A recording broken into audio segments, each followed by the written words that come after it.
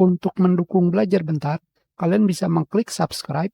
Sekarang, jika kalian sudah melakukan instalasi Adobe Premiere Pro, apakah yang harus kalian lakukan? Untuk berjaga-jaga, kalian bisa melakukan mendownload Microsoft Visual C++ Redistributable versi 2021.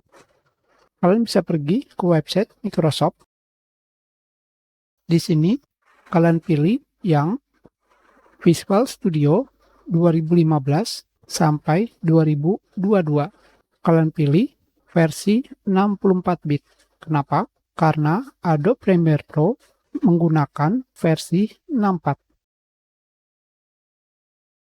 Tentu saja, jika kalian ingin mengetahui apakah di komputer kalian sudah ada Microsoft Visual C Redistributable, kalian bisa pergi ke Start menu dan pilih Install Apps, dan kalian cari pada bagian atas Visual C.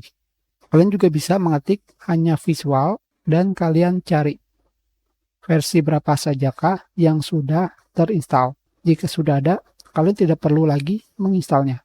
Sekarang, untuk melakukan instalasi, kalian tinggal mengklik 2 kali. Di sini akan terdapat versi 14.38.33130. Kalian bisa melihat di sini versinya berbeda.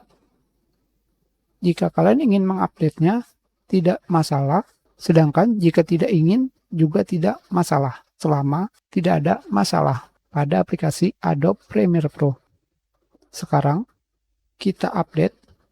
I agree. Install. Yes. Sudah terinstall. Hanya saja sekarang di sini kalian harus melakukan restart komputer. Kita matikan.